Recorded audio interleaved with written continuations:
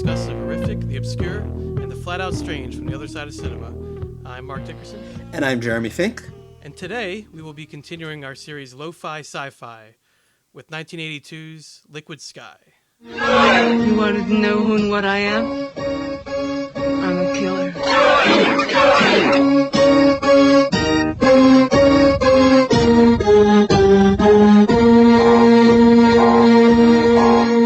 You wanted to know where I'm from? I'm from Connecticut. Mayflower Stone. I was taught that my prince would come, and he would be a lawyer, and I would have his children. And on the weekends we would barbecue. And all the other princes and their princesses would come. And they would say, delicious, delicious. Oh, how boring.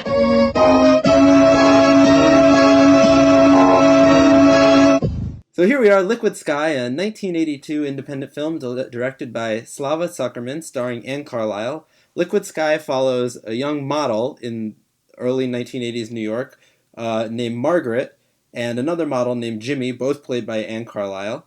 And it kind of crosses over into sci-fi here when a UFO lands on the roof of the penthouse apartment occupied by Margaret and her roommate Adrian.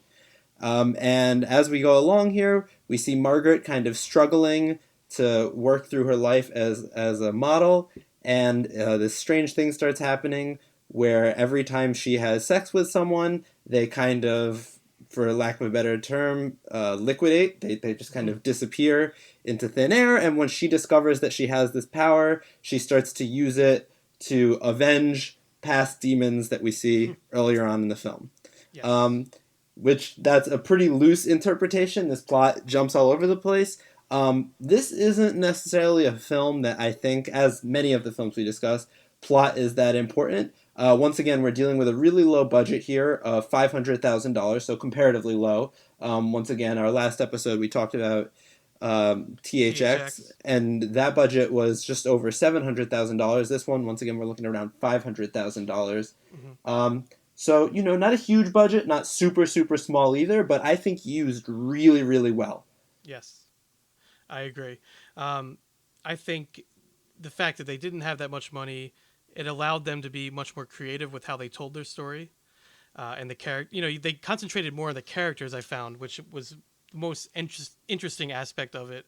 The main actress, as you mentioned, who actually has a dual role in it, the actress Anne Carlisle, as both a man and a woman. Although they're both pretty androgynous, but Margaret and Jimmy. So they were able to focus more on, actors, characters, the sets, and obviously the most important aspect of this film, I think, the makeup. Makeup, yeah. And this was an interesting time because they actually mentioned David Bowie by name in this film. They do. But this was kind of when, that androgynous, highly stylized thing, that modeling thing was very, very popular. And it was kind of in a way where a lot of people were doing it, where it was this underground movement, but it was kind of crossing over into the mainstream a little bit. It was something that people were familiar with. And one of the things that I found really interesting about this film, and I do think, just to preface this, I really enjoyed this film. I did as well. I know, Mark, you were saying you did. And what I really enjoyed about it is that it could have really easily ended up just being an exercise in style. Mm-hmm. It's a totally stunningly beautiful film. Mark and I were talking before recording this. We actually saw two different. So there aren't two versions. There's only one version of this film. But George Lucas here. No George Lucas here. But there is a restored print, which Mark saw. I saw an unrestored print, and both. I've seen clips from the restored print, and it's stunning. It's absolutely beautiful. These colors are just so rich. But even the one I saw, which was kind of a pretty rough print, for lack of a better term, was still really beautiful. The colors are rich. The characters' hairstyles are beautiful. The makeup is stunning. The camera work is really nice. There's some excellent abstractions, but all to support bigger ideas and character development. Yeah, so the characters. Well, let's talk about the makeup real quick because I do want to focus on that since it is such a main focus of the film. The way I saw it is makeup is almost another character in the film, Hmm. and you mentioned the color as well, which I feel like the whole movie feels almost neon or Yeah, like Christmas lights. You know, it just very. there's those strange tones are just over everything It in could this it could have movie. been a Nick Winding Refn movie Yeah, easily, yeah. I mean, I feel like I don't know if he was influenced by this, but but it wouldn't be definitely has that. surprised. Yeah, it wouldn't be a surprise exactly. Yeah, so just the colors and the makeup, uh, almost their own character in the film, and they get a lot of screen time. They get like a spotlight put on them, and I think justifiably so because I think that aspect goes along with the theme of the film.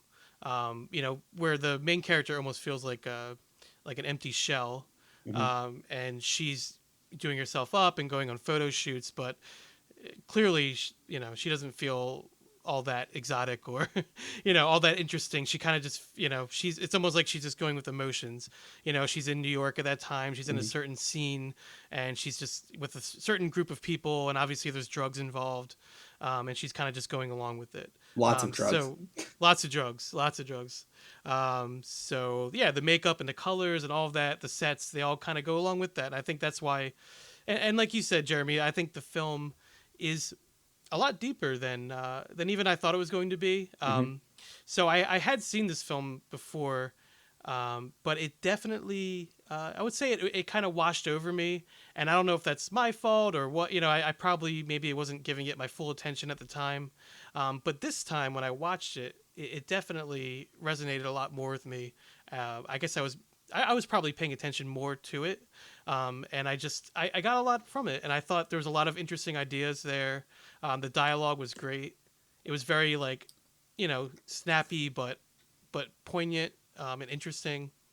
A lot of great quotes from it. Not all of which we can say, or No, if we do say, will be. So this is definitely the focus of this movie. A large chunk of it is this young woman having this kind of sexual reckoning. There are a lot of people in her life, both men and women, who are forcing themselves on her, and she's kind of this object of lust and beauty. And this idea of objectification, and it was done, at least in a way I haven't seen it done before, where it wasn't so much that, you know, it wasn't so much that she was presented as a sexual object. It was just that you understood that that's what she was. She was in yeah, makeup, she was getting dolled up, and it was just kind of because that's what other people were telling her to do.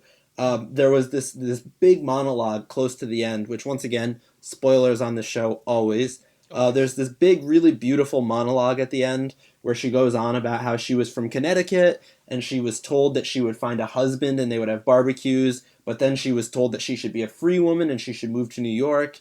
But then when she got to New York, she was told that if she wanted to be free, she had to be a model and wear makeup. And you realize that regardless of the circle she in, even regardless of the circle she in, even if she feels like this liberated woman because she's rebelling, she still feels trapped because she's still just trying to connect. So the makeup serves a really interesting purpose because generally when you see these kind of avant-garde films, they're rebellious by putting the makeup on, but in this particular film, her putting the makeup on is oppressive, which was really subversive. I don't know if I've seen Hmm. that before. Yeah. And in this era of Me Too and that movement, I felt like it resonated with that as Mm-hmm. well, because she is essentially abused by a lot of these clients or just men that she comes across, and she's almost dead to the world. In those moments, where it's weird because she's a very complex character. She's very liberated and in control, but also at the same time she gives herself over to these sexual predators essentially. Mm-hmm. But there is a weird sort of empowerment behind it, and it seems like she's struggling with that throughout the entire film. Mm-hmm. Did you get that as well from her? Yeah, well, I think she's kind of caught in this uncomfortable situation where she doesn't really know who she is or who she wants to be, and she because of that, she doesn't really seem to love herself. She doesn't really seem to love herself. She doesn't really seem to be particularly passionate about anything, and because of that, I think that when horribly devastating things are happening to her, she doesn't feel like she's in a position where she can react in any way. She doesn't feel like she can say anything about it, which is, really common now. I Yeah. mean, we're learning way more about it now because people are, thank God, finally being vocal. But Coming she doesn't forward. really, yeah, but she doesn't feel like she can come out and say anything about it, so she kind of internalizes it. So then to get to our sci-fi aspect, because a lot of you are probably sitting around saying, well, how is this a sci-fi movie? Yeah. Like we mentioned before, this UFO lands on the penthouse of her apartment. It's a little confusing. This is where it gets a little difficult to follow, but these aliens are in search of some kind of chemical that's released by the human brain that is similar to that of heroin, is similar to that of it's opiate like receptors. it's like endorphins, right? For Yeah, like endorphins that only gets released when people have sex and orgasm. orgasm. Yeah. So when she starts having, so when she has sex with people and they orgasm, they're killed immediately, and presumably that endorphin is sucked from their brain by the aliens. Pretty wacky, but stay with us here Yeah. because it's all a metaphor. It's all a metaphor. Yeah. And the whole thing is that she's not able to orgasm because she's kind of empty, so she's not dying each time she has sex. She's kind of left alone, which is really, it's an interesting metaphor. Also, just about the pursuit of pleasure, which a lot of this film is about. There's one part where the title comes from, Liquid Sky, is a drug dealer is talking and he's saying we're all chasing that liquid sky, we're all chasing that pleasure. That's not verbatim. Maybe we can pull up a clip and play it here. But everyone in this film seems to be chasing a constant high. Everyone is, they'll be in the middle of setting up for a photo shoot and all they can think about is drugs, which was really prevalent in this scene and all came crashing down with the AIDS epidemic a few years later. Yeah. But this idea of chasing the high, and everyone's chasing the high, and she's spent her whole life chasing the high and is having this awakening where she realizes that the high doesn't really lie in anything that anyone else will tell her to do. It has to come from herself. Yeah, and that's something that you don't really know until later in the film. You don't really learn that until later. What exactly is going on, because it is hard to tell when you're watching the movie. Focusing on that sci-fi aspect, we should talk about that a little bit. So I for one thought the notion of invisible aliens, that's certainly one way to get around not having a budget, or having a that's very brilliant. Yeah, having a very small budget. I think that's a kind of like I thought the same exact thing. I thought it was brilliant. Because it is a sci-fi film, it can be classified as one, but it's also something completely different, and it's so much more than that, and it's very artistic and avant-garde, and the fact that they use these invisible aliens as a metaphor, I thought was really smart. Yeah. You do see UFOs, Yeah. but Briefly though, it's not overdone. Yeah, they don't focus on it very much. So it is such an abstract concept in the film that there's these aliens, because you have characters that do talk about the aliens and the UFOs, but it's really not the main focus. So the main focus is this main character and just the scene at that time. I mean, we talked a little bit before we recorded that New York at this time, the pre-2000 New York, before it was quote unquote cleaned up, whatever you want to call it. Disneyland. Exactly. Yeah. Before that, it was a completely different scene there, completely different city. So you see that on display in this film, and it's one of the more interesting aspects of it, I would say. And so this did, just for a little background, this came out of a movement, or at least in my research I found that it came out of a movement called No Wave, which was a play on New Wave, which was a group of artists including Jim Jarmusch, famous for Stranger Than Paradise, Down by Law. One of my personal favorites, Mystery Train. Here. Yeah, Mystery Train. I love tons of great Jim Jarmusch, but also some really great visual artists, such as Robert Longo and Richard Prince. Also Andy Warhol was in there too, I felt. Yeah, Andy Warhol. I think Andy Warhol was a little different scene. He was kind of involved. He was, his influence was there. His influence was huge. The Factory, yeah. Also, like Madonna was coming up in the city at this time. The synth bass, this is a fun fact, just because the song has been stuck in my head for 2 months. The synth bass that they use to score this is 100% the same synth bass sample or whatever that's in Like a Virgin. Is it really? 100%. I have no doubt in my mind it's the same thing. That's great. So this is really of that time. And like you said, they mentioned David Bowie. Like, they knew what they were doing Yeah, with this. there was an awareness with this film, and an artful quality. And what was interesting with this no wave movement is that it was kind of the '80s version of like DIY. You know, you would see a lot of these films come out, and a lot of them were shot on 8 or 16 millimeter, handheld, made with their friends. No one even would think of using a permit uh, or anything like that, which is something that is going to be very common throughout the rest of this series as we get lower and lower in budget. Mm-hmm. But what's interesting with this film is that, as we mentioned, it's really beautiful, and I believe that this was shot on 35 millimeter, Mm-hmm. um, which, if on a $500,000 budget, you realize a lot of the budget probably went to The film the film itself. alone, yeah. Um, which is, I think, interesting because, I mean, at least to me, and I'd like to hear you speak on this, Mark, that I think that really gives it this communal aspect because you realize that all of the people that are in this film are probably there because they wanted to be. They weren't hired hands. This was probably the real scene Oh of yeah, people who were just hanging around definitely. with this filmmaker and these Mm-hmm. models and actors and actresses. Totally. Yeah, I definitely got that feel when you watch this movie. It's like, okay, these people either they all knew each other or they became quick friends and they all hung out and did these kind of. I mean, not saying they they did drugs or whatever, but I mean, maybe they did. But Mhm. you just get that feeling, that communal feel, like you said. Um, so that is a cool aspect of it. You really feel like you're watching part of a scene, like almost like a, I don't know, like a theater group or a, Yeah, something like that. Like they're just gonna get together and make a movie. It yeah, has that feel to it. Yeah. yeah. You're kind of let in on a little bit of it. It almost feels like a secret in a weird way Yeah, because it's just so specific. it It's just is. and a lot of the time movies that are this specific don't hold up well. Mm-hmm. Um, but I think a lot of the time that is almost because they kind of don't open the door and let you in on it properly. Mm-hmm. Whereas this one, they just kind of throw you into the whole scene so quickly that you Mm-hmm. kind of almost feel like, oh, I could be in this scene. Like Yeah. I could be connected to this thing. Um, and what's cool is this movie was actually super influential in ways that aren't obvious, Hmm. because it didn't have a huge influence on cinema, at least to my knowledge. I mean, we said maybe a Nick Refn, Mm-hmm. or I know Ryan Gosling directed a film that had a big neon wash and Stranger Things and all that. But where the influence really came in my research that I found, and I've seen it, for listeners who don't know, I actually live in Brooklyn. So there are remnants of this scene still around, but the main place that they're still alive is actually in the club scene.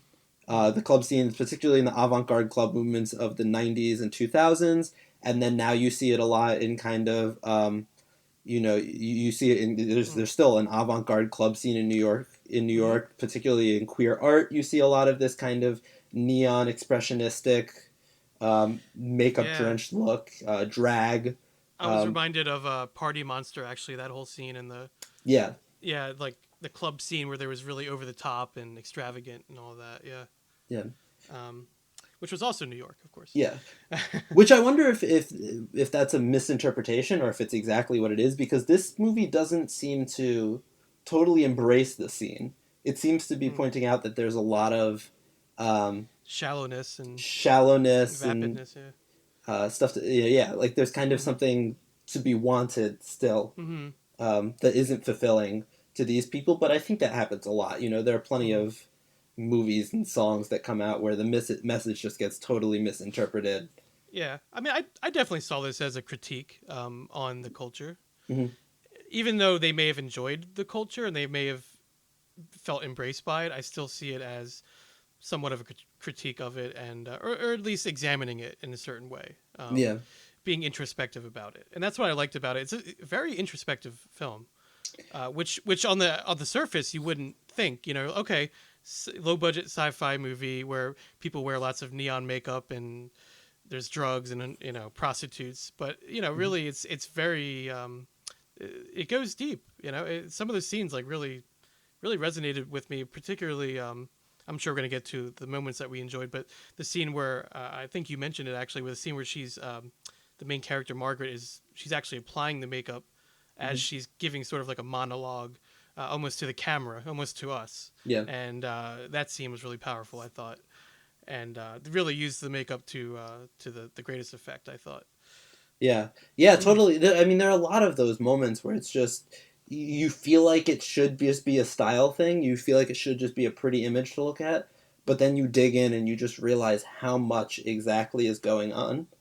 Yeah, Um, and yeah, it's still, there's still that youth to it. It's still mhm. a youth culture, and you get that when you watch it. Um, like you said, feels like these people knew each other, and they probably did. Yeah, it feels like They're a young movie made by young people, hmm um, which is exciting because movies, they are such a prohibitive medium because of the cost. So yeah. a lot of the time, traditionally in the history of cinema, every once in a while you'll see a Paul Thomas Anderson hmm or hold on one second, actually, sorry, I think That's okay. someone's up there. That's all right.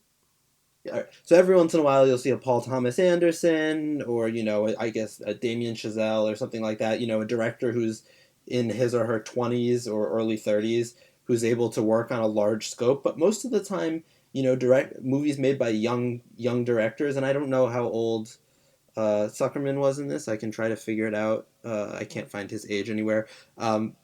Also, kind of a mysterious dude. Didn't have a particularly big career after this. Mm-hmm. But it feels like a movie really made by young people for young people, um, which is I think the thing that is kind of makes it feel immortal. Maybe, Mm-hmm. it feels like it hasn't really aged in a nasty way. Is that even though there are some things that are stuck in the moment a little bit, the feeling of being a lost youth Mm-hmm. is still there. Right. Yeah, exactly. I mean, you have that seedy New York, and I think that is a character as well as the makeup, and then the whole drug scene. Actually, I wanted to ask you, Jeremy, what did you think the film was trying to say, or did say about drugs or drug culture at that time? Do you think it was trying to have a message, or you think it was presenting it just as they saw it? So for me, I think that the drug side of it, I mean, in a weird way. So I watched another video which is really good. Maybe we can link to it called "What Is Liquid Sky," that kind of explored some of the themes in this movie. Um, and what that was, what that kind of talks about is where this came from, the kind of time and place. But it also talked about how you see a lot of these contemporary, particularly in television, shows like Girls, Broad City, that explore what it's like to be a young person in New York City, but they're exploring kind of a nicer New Mm-hmm. York in a pretty literal way. Mm-hmm. And so I think even though this film feels very sci-fi and it feels very abstract, at its core, it's really just a film that's doing something similar to what those shows are doing, which is Mm-hmm. exploring what it's like to be a young person in New York. And I Mm-hmm. think at that time, drug culture was huge. It was just a part of being It there. was just a part of being there. So I think there was that. That it was just if they didn't make it about Mm-hmm. drugs, it wouldn't be honest. But then I think on top of that, the bigger thing it was doing was it was exploring the idea of chasing euphoria. Because Mm-hmm. really every single character in this movie, at the core, I think is just trying to find their little slice of happiness Mm-hmm. for the moment. They're not really concerned about what it's going to be like down the line. They're not really concerned about what happened yesterday. They're just very in the moment, trying to Mm-hmm. get as high on drugs, on life, on money, on anything they can as Mm-hmm. possible. So that's for me is where the drugs come in, and I think they were used in a really interesting way. For sure. Because you see a lot of movies based on the drug scene or different, aspects of it. And I thought this film really took a different perspective on it. It almost approached it with like a malaise or apathy, Mm-hmm. um, that you don't always see on display in these types of of drugs films or Yeah, anything like that. You usually don't see that aspect of it. Like you felt like you said, it's basically a part of their lives. Like it's just simply how they lived. yeah, It's not even a good thing or a bad thing. It's just kind of what it was. yeah. And they're always chasing that high, like you said as well. But do they ever actually feel better in the end? I mean, that's probably not, right? So that's what you get from it. And I think that I think a lot of movies try to present that, but I think this movie just did it so well, Yeah. and it's hard to put your finger on why that is exactly. I think a lot of it is the performances, And the imagery also. I mean, the shooting up scenes when they would do that, It's very um, realistic. It's it's not. realistic but also abstract. They had Yeah, the sound yeah. design. It was like akin to like an atomic bomb going off. Hmm. When they would shoot up or which I found pretty cool. Like Yeah, it it's was an interesting interesting. way to present that for sure. It kind of Um, seemed to explore the feeling of taking the drug rather yeah. than just the effect of the drug after Hmm. the fact. Like the And drug entering the body.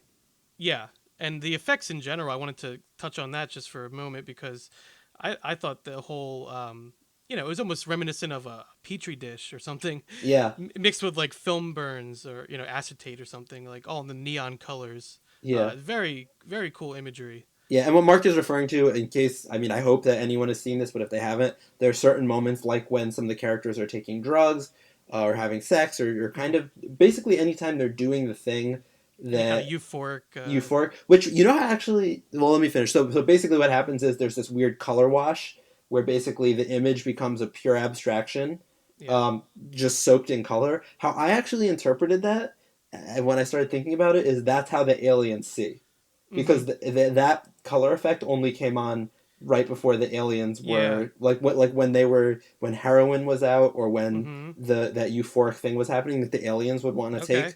I got So that same feeling. yeah, That's cool. Yeah. yeah, that's kind of a point of view. Um, Hmm. but going back to another point you made that it feels so different than other movies about drugs. To me, this movie actually feels. I mean, I don't have a lot of experience with drugs personally, but from talking to people I know in my life who have or anything like that, this movie actually feels much more accurate Hmm. to the experience of being an addict than a lot of the really, really heavy movies about drug use. And the reason for that is that it's not connecting any dots because people who are deep in an addiction generally aren't thinking back, oh, why am I in so much pain? You know, why am I Hmm. struggling? Why do I feel the need to do this? They're just kind of doing the thing. Hmm. It becomes casual. It just becomes the thing they need to do without any real outside circumstances or ideas informing that. Hmm. Um, and even with sex, I think there's a certain amount of like sex addiction in this movie as well that it explores, and it's just Yeah. kind of this like animal thing where people, they just need the high because maybe Hmm. they're unhappy or maybe just because they just want to be a little happier, Hmm. and it's just this constant thing, and I think that's kind of what was so dark and interesting, but also contextually what's really interesting, knowing what happened in the world with the AIDS epidemic right after this time. Right. Yeah. Um, yeah. It's very interesting. It's a different take on it. It's like you said. It's you know like some movies that try to tackle this and they do like these almost like these exposés of like exploitative showing all kinds of different. It's almost like this movie is more abstract and that makes it more real in a Yeah. weird way, like because you're almost you feel like an alien watching this almost, these Hmm. things happening, and you think of it like what are these people doing to themselves, apparently Liquid Sky makes you dance a lot because a lot of the characters would just break out in like spastic dancing, which I thought was pretty Yeah. interesting, like different, like it just, like again, it just has that youthful feel to Yeah. it. It just has that like energy to it. Yeah. And even like the dialogue is kind of delivered in a weird way a lot of the time, but Hmm. somehow it feels more accurate to how people actually talk. Kind of the small talk and bullshit. Like the rhythms Hmm. aren't necessarily how people actually talk, but what they're talking about Hmm. somehow seems more real than a lot of movies And a lot of get it. a lot of things they said have like double meanings as well, which I actually wrote down this very short exchange between Jimmy and his mother. Hmm. When they were sitting at the kitchen table, she says, "Can I give you a lift uptown?" And he replies, "No, I'm going down." Yeah. And just that was like, wow, like I don't Yeah. know, just like wow, that just Well, and says it all right contextually there. too, in Yeah. for those of you who aren't really familiar with New York City, basically there's this street called Houston Street in New York City, which is now where a lot of the fashion is. But back in the '80s, kind of south of Houston, it's called Soho, was where a lot of the art scene was. But it was also now it's kind of like Disneyland. But back Hmm. then, it Yeah. was a really dangerous. Mm-hmm. area. It was mostly young artists and people who you wouldn't necessarily want to come in contact with late at night. Lots of drugs, prostitution, all that. So him saying I'm going downtown contextually too, and saying that to his mother is basically declaring I'm going to get into no good, Mm-hmm. and just saying that straight up. And even just saying I'm going down, I'm like going down. Yeah, what does that mean? I'm going I'm down. going Like down. Yeah. so, yeah, Yeah, and, just and there's a lot of really beautiful dialogue in this. It really is like it's sharp, it's witty. it almost like hits you. Like you almost feel like after you've seen so many films, you kind of feel like you've seen it all or heard it all. Like, but there were moments in this film where the character would say something and actually just like made me take a moment and think about it. And it just not every movie does that. So I think even just from that aspect, it's worth looking at. And one other aspect I wanted to touch on just briefly here, the editing. We don't, editing doesn't always get the credit it deserves. Hmm. I thought many scenes had a juxtaposition to it that I thought was really cool, Hmm. between the images and what was going on. Like one example is cutting back and forth between photos of Margaret and her traditional coming of age, growing up in a small town Hmm. in Connecticut, and then cutting that or weaving within that her currently snorting cocaine. Hmm. So just things like that. They did that a lot in the film, and it's very powerful Yeah. when you combine those different types of images.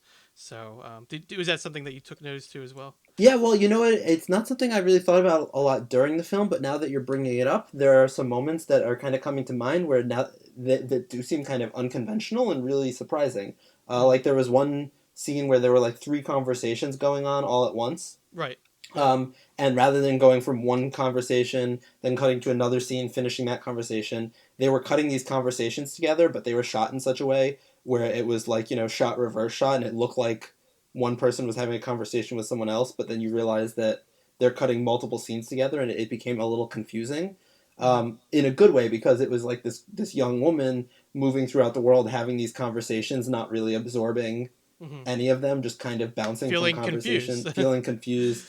Yeah. Um, I mean, obviously the more severe edits where it was like, these color bleeds. One thing I thought was cool was kind of the interaction with the camera too. I felt like a lot of the time there was almost a conscious, even if they weren't looking right down the barrel of the camera, it Mm-hmm. felt like these actors and actresses and these characters were almost kind of posing or voguing for the camera.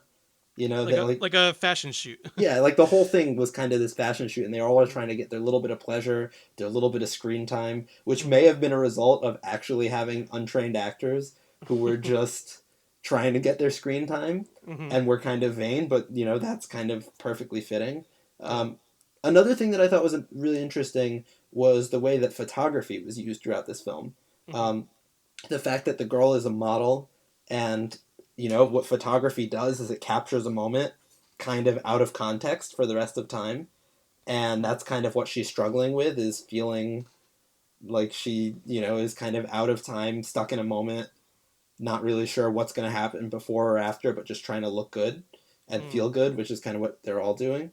Mm-hmm. um, and what's interesting to me too, um, kind of off of that, is that because she's a model, she's constantly being dressed up and made up, and the fact that this is an alien film, and that when you look at it, we have the context of the scene, but realistically, if you were to see any of these people walking down the street, they would look alien to us. Mm-hmm. So it's almost like she is the alien in a weird Mm. way, outside of her own Yeah. comfort zone. I mean, Yeah. Connecticut compared to Soho in 1982 is The punk basically new like wave going scene to too. Yeah. another planet, anyways. Right. Um, Right. I didn't even think about that, but that makes total sense for sure. Yeah. That's. See, there's levels upon levels in this film. yeah, no, it's a really definitely worth exploring. I think. Mm-hmm. Um, Mm-hmm. so many interesting moments. Definitely. Yeah. This is definitely a recommended one from us. Um, and one last thing I wanted to touch on real quick. The dual role, the performances, with I just forgot her name. Carlisle and Carlisle. Yeah, yeah. The dual role played by Anne Carlisle, with the main characters of Margaret and Jimmy. How do you think that worked? Do you think that added an interesting aspect to the film? Yeah, well, honestly, I didn't even realize it was the same person Mm. playing them until after, because so many of the characters look so androgynous Yeah. that I didn't even question it. I just kind of Mm. said, "Oh, Like, it's oh, a they could. it's a man who kind of looks feminine and a woman who kind of looks masculine," and Mm-hmm. which I think is maybe the point of having the It same actress. probably intentional. Yeah. Yeah, Yeah. because it makes you realize that if everyone, I mean, the idea of androgyny in a scene that's all about individualism is Mm. kind of an interesting juxtaposition, because if everyone is trying to look the same but be different, those two things are kind of at odds with each other. Mm-hmm. Yeah, and it's almost like they're trying to say it doesn't matter what we look like, but really it does. Hmm. To other people and in the world, and that's what they're kind of rebelling against. I would say in this, one of the things they're rebelling against. Yeah. Yeah. And what's interesting too is, this young woman does want, I think, a sense of being an individual. She doesn't feel like she's on her own, and I think that when she finds out that, as she said, I won't say the actual word, but she says, "They call me beautiful, and I kill with my C word. Isn't it fashionable?" Mm-hmm. It's like she has that ability. She finds out about her ability to kill people through having sex, and her first thought is, "I'm an original. It's cool. I'm in vogue. It's interesting. It's different." Um, it's kind of interesting because she's trying to separate herself, and then when she finds out that it's not her, and in fact is something outside of her, it's really disappointing to the point where she wants to off herself, basically. Yeah. Um, so yeah, I think that theme also of kind of breaking from the herd uh, is really prevalent. A lot of stuff going on here. Yeah. This movie does has some beautiful vulgarities in it. I'll Yeah, say that.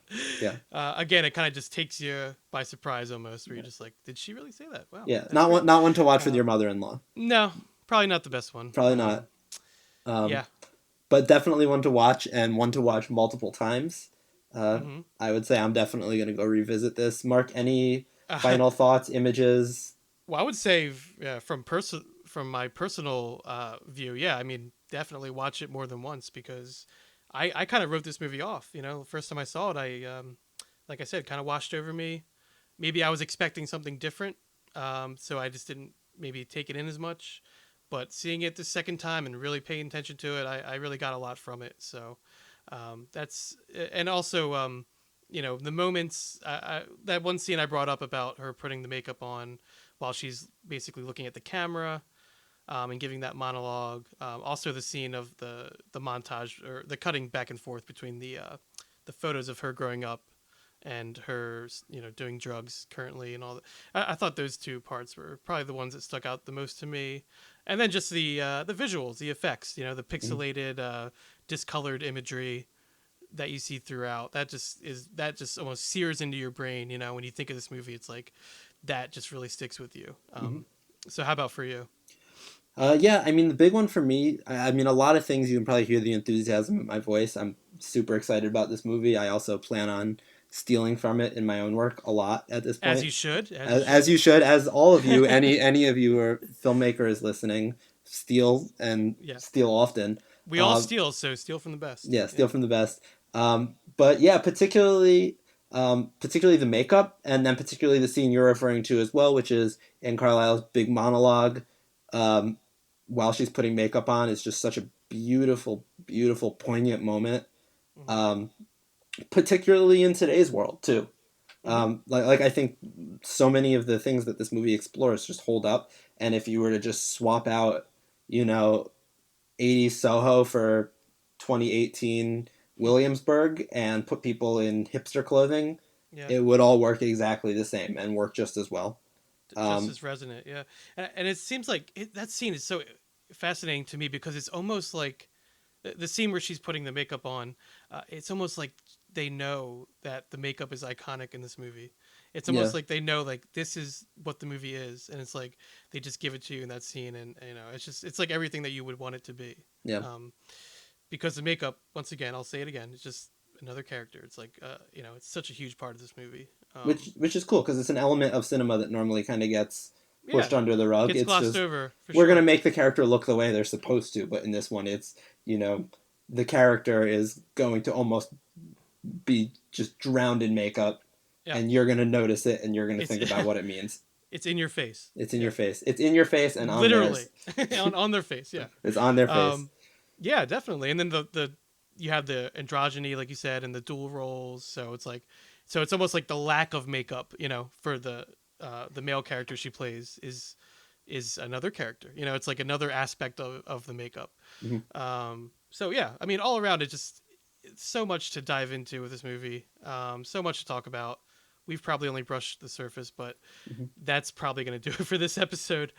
So we're going to keep going with the series. We're going to keep going down in our budget. We're going to get lower and lower, and we're going to discuss these films and what makes them so interesting and what they do with the little money that they do have.